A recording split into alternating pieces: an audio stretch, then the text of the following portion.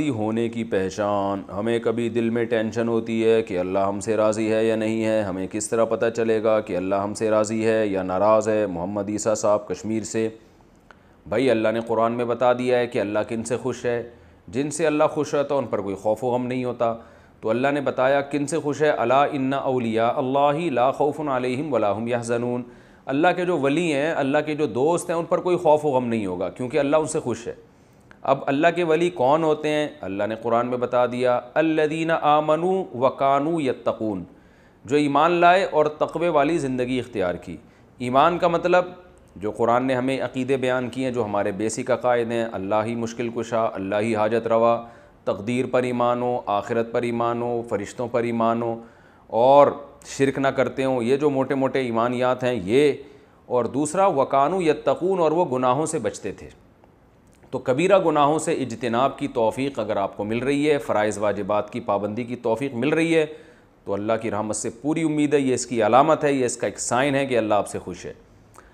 اور اگر کبھی گناہ ہوتا ہے لیکن فوراً توبہ کی توفیق مل جاتی ہے, اس وقت تک آپ کو تسلی نہیں ہوتی جب تک آپ توبہ نہ کر لیں, تو بھی اس کی علامت ہے اللہ آپ سے خوش ہے.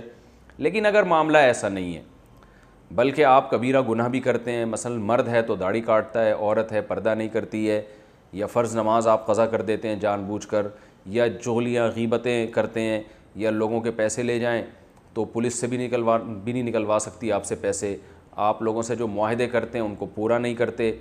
پیسے لیے آپ نے کہ بھئی میں فلاں تاریخ کو دے دوں گا, اور فلاں تاریخ آ گئی ہے, وہ بیچارہ آپ کے گھر کے باہر کھڑا ہوا پریشان ہو رہا ہے. اسی طرح آپ اگر آدمی ہیں اور بیوی کے حقوق ادا نہیں کر رہے, یا عورت ہیں شوہر کے حقوق ادا نہیں کر رہی, یا اولاد ہیں والدین کے حقوق ادا نہیں کر رہے, والدین ہیں اولاد کے موٹے موٹے جو بیسک حقوق ہیں ادا نہیں کر رہے, تو یہ ساری چیزیں اگر گڑبڑ ہو رہی ہے تو اس کا مطلب ہے بھائی اللہ آپ سے راضی نہیں ہے, کیونکہ اللہ نے قرآن میں بتا دیا ہے کہ میں کن سے راضی ہوں کن سے راضی نہیں ہوں. تو اللہ ان سے راضی ہے جن کا عقیدہ بھی درست اور کبیرہ گناہوں سے اجتناب کی توفیق ملتی ہے. چھوٹے موٹے گناہوں کے بارے میں اللہ نے قرآن میں فرما دیا, ان تجتنبوا کبائر ما تنہون عنہ نکفر عنکم سیئاتکم. اللہ فرماتے ہیں بڑے بڑے گناہوں سے بچو گے تو چھوٹی موٹی غلطیاں جو ہر انسان سے ہو جاتی ہیں, اللہ فرماتے ہیں میں اس کو معاف کر دوں گا.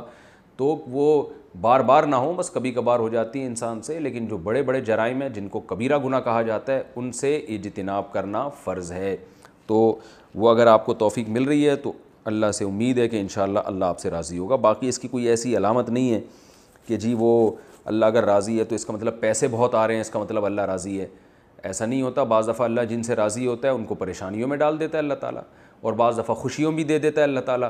تو یہ دنیا کی خوشیاں, دنیا کی ٹینشنیں, دنیا کی پریشانیاں, یہ قطعاً اس کی علامت نہیں ہے کہ نہ پریشانی اس کی علامت ہے کہ اللہ آپ سے ناراض ہے, نہ خوشی اس کی علامت ہے کہ اللہ آپ سے خوش ہے.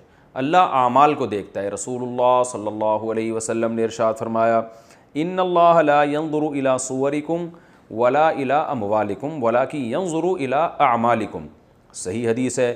آپ صلی اللہ علیہ وسلم نے فرمایا اللہ تمہاری شکل کو بھی نہیں دیکھتا, اللہ تمہاری دولت کو بھی نہیں دیکھتا, اللہ صرف تمہارے عمل کو دیکھتا ہے.